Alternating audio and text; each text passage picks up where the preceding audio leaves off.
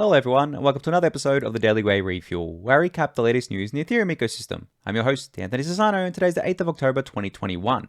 Alright everyone, let's get into it. So, something that Brantly put out today on Twitter, he put an interesting tweet thread out here that I just wanted to go over today. He basically starts this tweet off with, something noobs need to understand is that Ethereum is actually delivering on the pre-2016 promises of Bitcoin. Then he goes on to say, programmable money, smart contracts, NFTs, etc. All of these concepts were widely discussed in Bitcoin circles for years, with a few attempts but little progress. That's why Vitalik made Ethereum to try another way to do it, and it has succeeded, obviously, right? This idea that Bitcoin is just digital gold, in quotes, got going circa 2016, relatively late during the block size limit wars. Previous to that, Bitcoin was programmable money, with all the ideas that are now actually happening with Ethereum. The pre-2016 Bitcoin community arguably has more in common today with Ethereum than Bitcoin. So, a little bit of, I guess, like a fun story here. I was actually into Bitcoin in 2013. That was my first kind of like foray into crypto. I think it was maybe April 2013 or something like that. Around that time, I remember, shortly after I got into it, Silk Road got shut down, and then kind of like the bubble started and it went up to like over $1,000 Bitcoin back then it crashed due to the MT Gox drama. But back then the community was very, very different to what it is today. There was the Bitcoin community. There was no talk about digital gold or anything like that. There was no, crazy maxis on Twitter and stuff like that. There was none of that. It was literally pretty much like the Ethereum community today. There was open discussions of all these really cool ideas, of really cool things that you could do with Bitcoin and what you could do with smart contracts, all this sorts of stuff. And there were a few forks and stuff that were kind of trying to do things that couldn't be done on Bitcoin, but like people said, okay, well, let's just try them on these forks, and then once the technology proves itself out, we'll just kind of like put it into Bitcoin. And then I got out of Bitcoin in like 2014 once the market crashed. I just, left the crypto ecosystem. Stupid mistake on my part, but I did.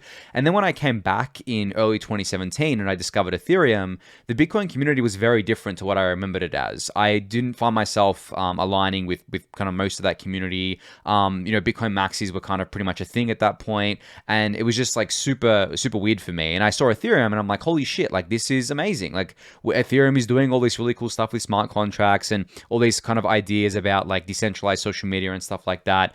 Obviously, a lot of it was early, but they were openly being discussed, and the Ethereum community was incredibly inviting. And then throughout 2017, you had, I guess, like the block size wars, right? And they started in 2016, I think, as well.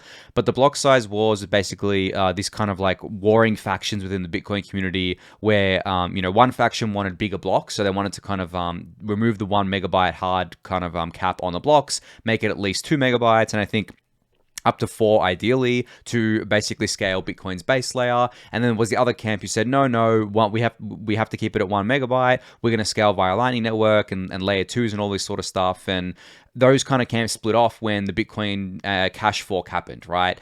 And the funny thing is that the Bitcoin Cash people, a lot of them I see in the Ethereum community today. Bitcoin Cash is obviously fizzled out. There's not really anything going on there. But I think that's because they basically just, the people kind of like migrated to Ethereum, that community migrated to Ethereum because they kind of like shared the same set of values and they shared the same kind of views at the end of the day there. So, I mean, I just, when I saw this tweet from Brantly today, I was like, this just had my kind of like jogged my memory. And, I remember going back to old Bitcoin Talk forum posts, like really early ones. Like I'm talking like even 2011, 2012, where even Satoshi was talking about things that Ethereum is doing today. And it's just amazing to me how, I guess, like what the Bitcoin community turned into, which is essentially, I mean, I don't even know what the Bitcoin community really like holistically is these days. There seems to be a bunch of, different warring factions between them. There's obviously the Bitcoin maximalists, but then there's the people who say, oh, the maximalists don't represent Bitcoin. Then you've got like the kind of like more, I guess, like libertarian Bitcoiners who are not necessarily maximalists, but they're like very hardcore Bitcoin. And, they say, oh, nothing can usurp Bitcoin. Nothing's better than Bitcoin, but they don't think that every other project's a scam. And, then you have people in there that are still trying to fight the good fight and trying to kind of, I guess, like bring more features to Bitcoin and build more stuff on Bitcoin. Well, and, they're also involved in the Ethereum community as well, from what I've noticed. But, all the innovation, all the kind of like experimentation, all the really cool things are happening on Ethereum. I mean, I don't have to tell you guys follow along with the refuel every day. You know exactly what's happening. But it's just amazing kind of like how communities can shift. And that's actually been one of my biggest fears for Ethereum over the years is like, can we keep the community, as good as it was when I first got into it? Like, can we keep a decentralized community that just keeps growing over time, open, decentralized, kind of like, retain the same values and ethos and mission. I think we have to this point, which has actually surprised me because as communities get larger, they become harder to scale. And I'm going to talk about that in a sec. And, at that point, you kind of have like sub communities that form. And there already are sub communities within Ethereum. Obviously, you have like people that are really interested in DeFi or people that are really just interested in NFTs. And then you have people who are just like really interested in Ethereum itself. And each of these camps may or may not care about Ethereum's core values or mission or ethos, but I think that the overwhelming majority of Ethereans basically care about at least what I think is the most important thing with Ethereum is how open it is. Ethereum being open, permissionless, decentralized, allowing anyone to build whatever they want on it, allowing anyone to use it in any which way they want, and no one kind of like imposes kind of like any technical limitations on that. I think that is kind of like the core of what Ethereum is, and because of that, you have all these communities blossoming. But I know plenty of people who like DeFi but hate NFTs, and vice versa, which might seem bizarre, but that's just the way it kind of plays out there. And I know plenty of people that don't necessarily agree with the way Ethereum is scaling. They think that Ethereum should scale at the base layer instead of via layer 2s. They're not big communities, they're small communities, and they have good arguments and bad arguments too, at least subjectively, in my opinion. But still, it's, the community is never going to be like all kind of like a hive mind, for example, in any kind of like form. There is never going to be 100% agreement on things. People are going to be, fighting, debating, all this sort of stuff. I mean, look at even EIP 1559. I still see people talking about it today, trying to get I guess, like FUD it and say, oh, 1559 was the reason gas prices went up, when it has been, irrefutably proven that that wasn't the reason. But people will still go on about it, and that's fine. People can keep saying that. But for me, I just look at the hard facts and I look at the truth behind things. But I don't think, generally when you're trying to scale a community, I don't think you're going to be able to keep everyone like in sync, to be honest, right? We can keep the blockchain in sync, we can keep nodes in sync and in consensus, but doing that with humans is pretty much impossible. So, but yeah, I guess like thanks to Brantly for triggering my kind of like brain today with this. It was an interesting kind of thing to think about, and obviously, I shared it with you guys on the refuel, and yeah, I'm just really glad Ethereum is in the position that it is in today with regards to kind of like its use cases. All right, so this is a tweet that I put out yesterday, and I also wrote yesterday's newsletter about it, where I said, Ethereum is a mega city and ETH is its native currency. It scales vertically with layer 2s, it scales horizontally with sharding, it scales socially with decentralization, and bringing this all together scales Ethereum's mega city to the world and beyond. Now, by beyond, I mean to space. Like, Ethereum will be in space eventually, right? I think there is already an Ethereum node running in space, or at least in the atmosphere with what is it? Space Chain or something like that. I think you can Google it and find some more information on that. But what I wanted to focus on here, because I've already talked about scaling a lot lately, is scaling socially with decentralization. And because I was obviously just talking about how communities get bigger, it becomes very hard to scale them and to keep them in sync and all those sorts of things. But on the flip side of it, I think that Ethereum scales its social layer. So basically the people layer, the layer 0 that we talk about, that I talk about sometimes in the refuel, and you'll hear Bankless talk about it a lot. But basically that kind of like final layer that is, I guess, like the bedrock of this entire ecosystem, or the entire Ethereum ecosystem. Because if the technical stuff fails us, we have to fall back to the social layer. Like if there is a critical bug within the Ethereum kind of chain and clients fall out of consensus, which we've seen happen before, the social layer kicks in and kind of like repairs the damage. Now, how do you scale that, right? How do you scale kind of like the social layer to millions, tens of millions, hundreds of millions of people? And I argue that you do that with decentralization, because if you don't have decentralization and you're trying to scale a social layer, what ends up happening is that you have a top-down approach where the centralized entities at the top, whether that be kind of like one person, a group of people, or kind of like a company or something, will set the ethos, mission, goals, and everything for everyone else, underneath the kind of like the top there. Whereas Ethereum is the opposite of that. Ethereum is a bottoms-up approach. It doesn't kind of like impose any laws on people, doesn't impose any kind of restrictions, doesn't tell people what they should or shouldn't do. it forms its kind of like ethos and its mission as a collective, as a kind of like social collective. And that by doing so, it leads itself to decentralization, because there is no dictator at the top saying that, okay, well, to be involved in this community, you have to do this, this, and this. It's the other way around, where everyone says, okay, well, I want to be involved in this community, but I want to do it my way. There's no one telling you exactly how to do it. And Ethereum allows you to do that because Ethereum is an expressive and permissionless platform. So when you take that kind of view, I think it really shows the strength of Ethereum's kind of like social scalability, which I think is the most important thing. Technical scalability, as I mentioned yesterday, you need two things for decentralization: technical and social decentralization. You can't have just one and expect your kind of like network to grow to kind of like essentially grow to like worldwide scale, because you can be technically decentralized, but then if there's no social layer, when something goes wrong technically, well, who are you going to fall back to? Well, you fall back to this decentralized social layer at the end of the day, right? So it might just be like a foundation that has all the core devs within it. And I explained this yesterday, so I won't rehash it now, but I think it's just something that is just not discussed enough. The fact that Ethereum's social layer, at least right now, is so good that we can actually defend against these sorts of things. We have a kind of like culture of running full nodes and monitoring the network and making sure that we build things right. Like instead of kind of like sacrificing decentralization at the base layer to achieve scale, technical scale, we will scale vertically with layer 2s and horizontally with sharding, while retaining decentralization and security. And one thing I forgot to mention in this tweet actually is how Ethereum scales its culture, and it scales its culture via NFTs. NFTs are cultural objects. They come in many different flavors and forms. Anyone can create an NFT. Anyone can attribute value to an NFT. Any community can form around any NFT. Like, it doesn't matter. It's all subjective. But that's how we scale Ethereum's culture to the world. Because we basically say, well, if you want to get to know Ethereum culture, if you want to be involved with Ethereum culture, well, these are our cultural items, right? Our cultural totems, as kind of like, I think David Hoffman refers to these things as, and these things come in the form of like a CryptoPunk, right? Or a Fidenza or an Art Blocks or something like that. That is Ethereum's culture, it kind of expressing itself. And there's plenty of other NFTs out there. I'm just naming a few of them, of course. And, if you have your favorite NFT, well, you just show someone that. You go, okay, this is like my favorite NFT because of this, this, and this. I have mine on display behind me on the mural thing here. Right now it's displaying Kitte's kind of like Block Explorer piece. And I have the EIP1559 NFT, and I have a bunch of other ones that are Ethereum lore, and I love those kind of NFTs. So that's, and I people who have come over to my house, I've showed them this. I've been like, this is basically a kind of like what this is and what this means and stuff like that, and they think it's cool, right? That's kind of like how we scale Ethereum's culture to the world. So yeah, that's just one thing that I missed here, but still, I think it's like pretty interesting to think about these things, because scaling is not just the technical side, it's also the social side, and definitely something that needs more discussion. But I'm going to leave it at that because there's some merge updates to get through. Now, I think this is the last day or the second last day of the merge interoperability event, but Ben Edgington kind of like screenshotted the milestone tracker here, and milestone 4 seems to be going really well. If you remember that milestone 4 is the, I think, many-to-many kind of like testnets. Oh, it's even updated again. So these are all the clients that are able to kind of like do the merge and kind of stay in sync with each other.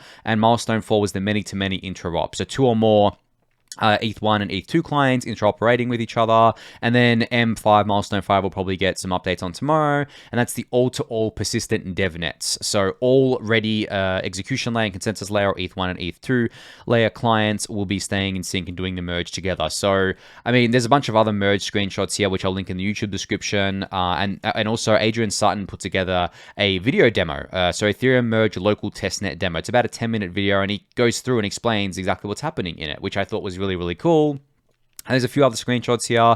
Besu and Lighthouse have kind of like done the merge and staying in sync. You have Geth+Teku and Besu+Teku doing it as well. So again, like ETH1 and ETH2 clients, or execution layer and consensus layer clients. SajZ put out an update of Besu and Lodestar running together in M4.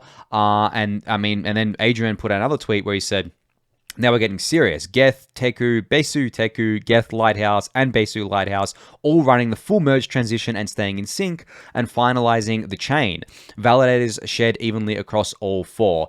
This is actually pretty insane. And to give you some context here, they're not just doing the merge transition, they're staying in sync and also finalizing the chain, which is exactly what we want to see. Because in proof of stake with the beacon chain, we have finalization every 12 minutes and justification happens every 6 minutes, every epoch or epic.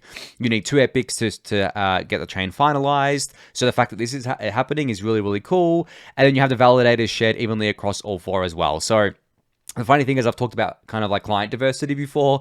If only we had validators shared evenly across all the clients on mainnet, that'd be really cool and be a really, really awesome, healthy network.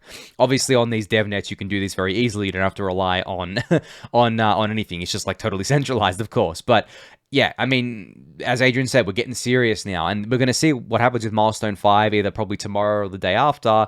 And then after that, I've been saying like the test nets are coming and things like that.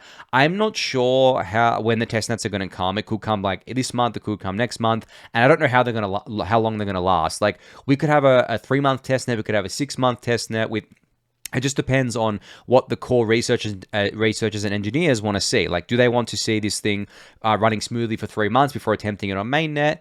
I err on the side of let's take longer to do it. Let's make sure everyone feels comfortable about it because, I mean, the merge on mainnet, as I've discussed before, it is the biggest upgrade in Ethereum's history. It is, it's kind of like a very unique thing where no network of Ethereum scale has done this before. There have been other networks that have changed their consensus mechanisms. I actually think Cardano did it back in the day, a few years ago, when they were like very, very small. I mean, in terms of like economic activity, they're still kind of like small, the actual network. But Ethereum itself, I mean, it's a $400+ billion network. It is and that's just the ETH1 network. Then you have the ETH2 network, which has like a bunch of ETH securing the beacon chain, tens of billions of dollars worth. You have all this economic activity happening. You have all of these stakeholders within the ecosystem as well. All these things connecting into it, bridging in and out of it.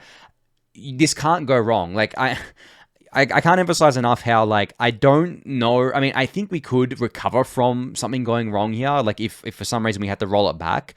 But I can't emphasize enough how disastrous that would be and how many different stakeholders would get affected by this. People may lose money if this goes wrong.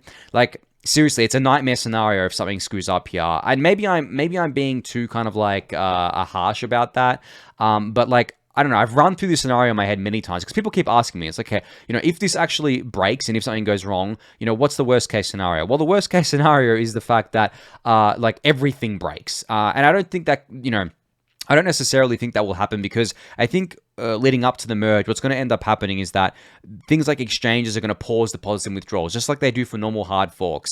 The bridges may pause things if they're centralized bridges and stuff like that. The layer 2s may pause things. There's going to be a bit of centralization there, but there's going to be a lot of bridges and layer 2s and other things that can't actually be paused and will just keep continuing on. And it's just, I don't know, like, I really do think that the risks of this happening are very, very low, like a catastrophic event. But the problem becomes is that if it does happen, then we need to have a plan in place for how we recover from it. And I don't think there's a plan yet. I think there's bits and bobs in different places, but in terms of like a concrete plan, I don't think it exists just yet. But it will, of course. But in saying that, we obviously just want it to go smoothly, and that's it. We don't want anything else kind of like breaking there. And maybe I'm wrong in saying that everything will break if this goes wrong. I'm not, 100% across the technicals and what could go wrong, what can't go wrong, all that sorts of stuff. But, just taking a kind of like high level view here, if there's a bug where the the blocks can't get processed, well, then the Ethereum chain basically halts and it just stays in place. Now, what does that mean for the rest of the ecosystem? Well, it's not very good depending on how long it's down for, because what ends up happening is that, let's say the ETH price deviates 20%. Let's say the ETH price dumps 20% while the network's down.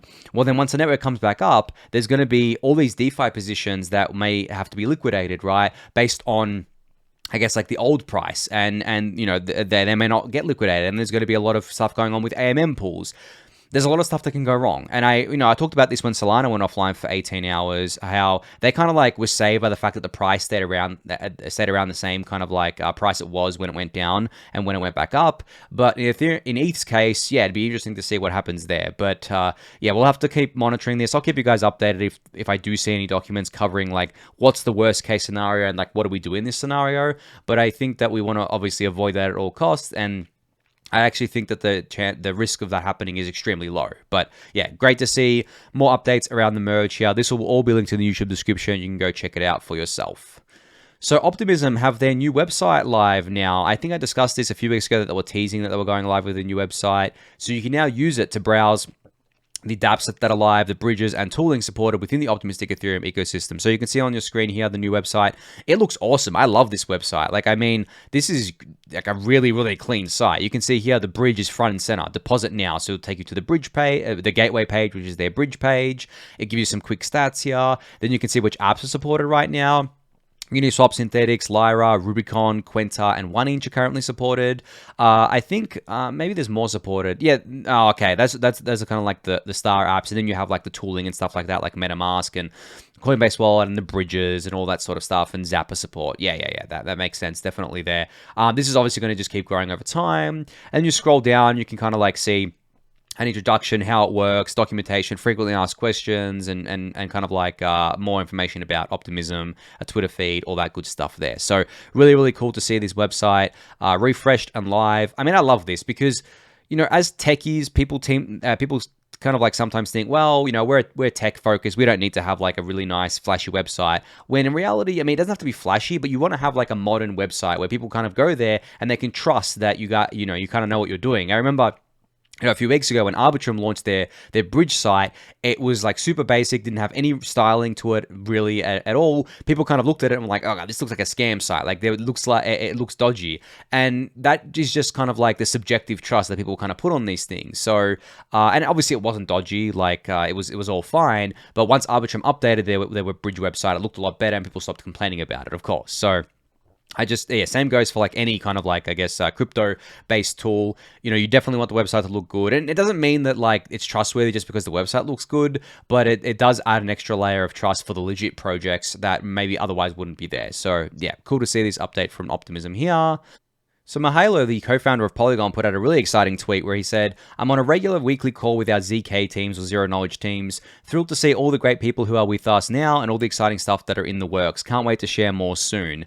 I mean, the thing is like, I'm so excited for what all these teams are cooking right now, like all these scaling teams, because you may think that what they've deployed so far is like what we're kind of like going to have for a little while. I don't think so. I think we're going to, you know, see these kind of things evolve much faster than we expect. And especially on the zero knowledge front, which people thought was going to take years. We saw the other day Starkware announced that Starknet's going live in November in an alpha capacity on mainnet. And then on top of that, you have like Polygon working on ZK stuff, ZK Sync, of course, with their ZK Porter and ZK Sync 2.0. I'm sure Arbitrum and Optimism are looking at this sort of stuff as well. And there's just so much, and Scroll Tech, which is another team, there's just so much research and development going into this sort of stuff. So when I see tweets like this, I get so excited because, I mean, as an advisor to Polygon, I know how hard these guys are working. I know how close they are to these teams and how hard they're working on zero knowledge tech, because even the Polygon team knows that the POS chain that they have right now, it has a lot of great adoption, but it is not the end game. They really want and believe that ZK technology, zero knowledge technology, ZK rollups, all that sort of stuff is kind of like the current end game. There could be something else in the future, but that is what we need to work towards, and that's what they're doing. They're working really hard towards it. They're not just sitting on their hands saying, okay, well, you know, we have this POS chain, it's cool, it's growing, let's just leave it at that. We'll kind of like take a break now. No, I mean, honestly, I haven't seen a team, there's a lot of teams that work hard, but like the Polygon team, they've been going at it for years at this point. I mean, when they were Matic Network and stuff like that, like really, it's just a great team and they work really, really hard. I'm not trying to shield them too hard here, but honestly, like, as I said, I'm close to them because I'm an advisor, I talk to them a lot. They just work like all the time, essentially, because they really want to scale Ethereum to the world. And I mean, I can't blame them. So do I. I do the same thing as them. I mean, I don't work for like a company or like I'm not a founder of a company or whatever. But I spend all my time in the Ethereum crypto ecosystem as well, and I'm trying to educate all of you by spending time doing that. So yeah, just an exciting tweet from Mihailo here that I kind of like just wanted to give some extra color to. So Adrian Feria, hopefully I said that your last name right there, Feria, I think Adriano, put out a tweet kind of like referencing this article where a German company has announced they will be using Ethereum to facilitate automobile financing. The system will also handle payment modalities, calculations, fees, and all important credit scoring.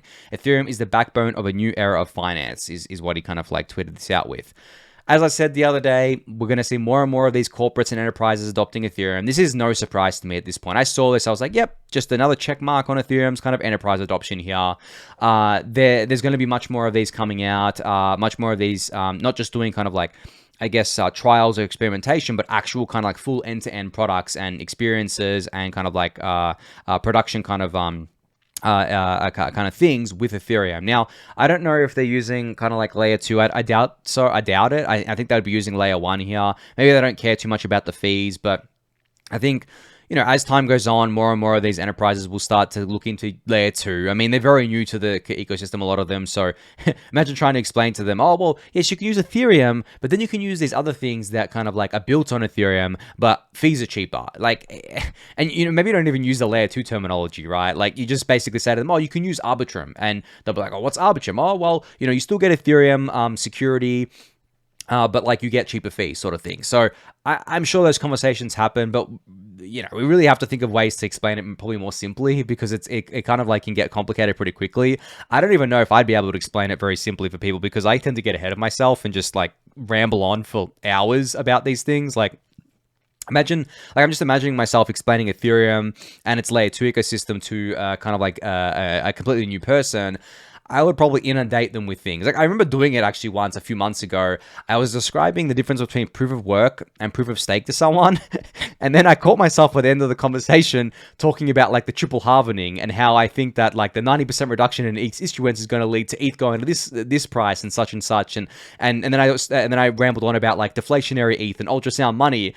It was actually quite funny. And then I just looked at the person. They were interested in what I was saying, but I looked at them and I'm just like, oh my God, like this person knows absolutely nothing about Ethereum, and I just gave them like the whole kind of like bull case, and they probably don't have any understanding of what I'm talking about outside of the words that I'm kind of like telling them. So, yeah, I'm not sure how I would explain these things in simple terms. And the refuel or the Daily Gwei generally is more of like for the advanced Ethereum. It's not really for beginners, even though I tried to keep things as simple as possible. But yeah, anyway, that's another tangent. See, I just go off on these tangents, right? I'm going to leave it at that for now. I'm going to go through the rest of these updates really quickly. Another thing that I've been seeing lately, and I've discussed this on the refuel before, but the total value locked or TVL metric has become the very, very definition of Goodhart's law. And what Goodhart's law is, it's basically this law where when a measure becomes a target, it ceases to be a good measure. The total value locked as a metric or measurement has become a target. Everyone wants to have their TVL go up in value, right? You want to see hundreds of millions of dollars or billions of dollars of TVL because it can be used as a very nice and kind of like convenient marketing tool or narrative tool where you can say, especially all these L1s right now, where they do liquidity mining programs and they say, oh my God, this L1 has $5 billion of TVL and this L1 has X and X amount of TVL, but this L1's valuation is this and this one's this. That means this one is going to go up in price. So it's just all like being used to paint a narrative for different tokens, and that's fine, whatever. Like, I mean, I remember Ethereum's when TVL was kind of like being used as a measure of DeFi growth, we were using it in a similar way because we wanted to paint Ethereum as like a legit platform, as like a growing platform, and we were hoping that would translate into the ETH price going up. But that was back when TVL was just started to come onto the scene, where it actually was a good measure of things. These days, it is a terrible measure because you have liquidity mining, and you have a lot of liquidity mining, and we can see how quickly liquidity can kind of like move between different chains, whether they be L2s or L1s. So the better metric, and I wrote about this in one of my newsletters that you can find in the comment section here, called temporary value locked. The better metrics to track are things like volume or trading volume for something like Uniswap, for example, or an AMM, loans originated, fees being generated by the protocol. TVL is just like such a naive measurement. And I also like the metric of unincentivized TVL. So that is TVL or capital that is not being incentivized to be kind of like as part of to be there essentially. And the Index Corp actually popularized this metric where essentially I think 90% plus of the TVL of Index Corp products are not incentivized by any token kind of like liquidity mining programs. So what that means is that people are actually buying the product products or kind of like investing in the products because it has value to them. It's product market fit. They're not just doing it so they can earn some token rewards or do some farming and then just dump the tokens and earn some money. There's nothing wrong with people doing that, but the point is that we're trying to measure actual fundamental usage of these things. And I just think TVL has become a complete garbage measurement of this sort of stuff. I don't look at TVL anymore. Whenever I see people pumping up TVL as a measurement on Twitter, inevitably they're just trying to pump a token. And as I said, that's fine. I have no issue with that. People are going to do that. But just as like if you're a newer person to the ecosystem, just be wary of that. If someone is shilling you a new coin or a new ecosystem every few days and trying to paint narratives with TVL and stuff like that, just know that they're trading the momentum here. They're trading the narrative. They're not actually investing in these things long term. So I think that's one thing, yeah, definitely new people should be aware of. And you won't see me using TVL that much as a measurement of things. For the L2s, I kind of have been a little bit lately because we don't have any great metrics around other metrics around L2s just yet. But also, like, I've kind of like talked about Optimism and Arbitrum's Uniswap volumes and things like that. And they've been actually quite large right now. But things get messy because, like, are those volumes high because there's other incentivizations going on the same chain? And they usually is. So it kind of becomes hard there. But as I said, I don't think the liquidity mining is bad. I don't think that incentivizing people to come there with their capital is bad. What I think is bad is trying to measure kind of like fundamental growth and long-term sustainable growth by using the TVL metric. That's just, in my eyes, not the way to do it. But yeah, anyway, moving on. Sina here from the Ethereum, I think, Foundation put out this kind of like post on Mirai, describing this thing called Zeitgeist. So what Zeitgeist is basically a new program where they're coming together with a small group of talented teams building new projects on Ethereum and doing a collective sprint until the end of the year. So if you're a builder, you have until, I think, Sunday to get in touch with the team kind of behind this. You can go to this kind of like link here. It'll be linked in the YouTube description. And you'll be kind of like working alongside a bunch of different developers to build out things that are going to kind of, I guess, like help out the Ethereum ecosystem from October 18th to December 17th. So about 2 months there. So just wanted to give a shout out there. If you're a developer, definitely go check this out. Looks very interesting. I think, if you want to build things within Ethereum at any kind of layer, whether it's apps or layer 1 stuff or layer 2 stuff, tooling, whatever, I think this could be interesting to you. So definitely go check that out. Quick shout out here. I know GasNow is shutting down soon, or maybe has already shut down. And I've given a shout out to Blocknative's gas estimator extension before. But if you're looking for a replacement, this is great. I mean, the only thing I think Blocknative is missing on their website, which actually has the gas estimator in website form as well, is the historical gas prices, which is what GasNow had, and which allowed you to kind of look at them and say, okay, well, I can put my transaction in on this date because it's like off peak, and I can get my transaction in for cheaper. I'm sure they're probably working on that or getting something like that. But right now, I mean, what you see on your screen is basically what you'll see on the extension. It'll give you kind of like the base fee, which is on the bottom left here. It'll give you kind of, I guess, like the max fee and the priority fee, like suggested max fee and priority fees, and it'll give you a probability of getting into the next block. For most of the time, under 1559, you don't have to worry about this sort of stuff. But for people who are just trying to compete with things like NFT drops and stuff like that, this is an invaluable tool. So definitely go check this out. Download it if you're using Chrome. I think they also support kind of like other browsers here, maybe Brave as well, or Firefox. I can't remember exactly, but they definitely support Chrome. I've got it installed, as you can see on my screen here. And lastly, a really great kind of like a tweet thread from abcoathup here, where he kind of goes through all the kind of like Ethereum projects that are hiring interns and apprentices, plus offering mentorship. So check out this thread. The Ethereum Foundation is hiring those kind of people. Nethermind, Ethernaut DAO, Trail of Bits. Sorry, the Securium, and kind of like you can check out Weekend Ethereum news for job listings as well. So I'll link this in the YouTube description. You can go check that out. But I think that is going to be it for today. So thank you everyone for listening and watching. Be sure to subscribe to the channel if you haven't yet. Give that video a thumbs up, subscribe to the newsletter, join the Discord channel, and I'll catch you all next week. Thanks everyone.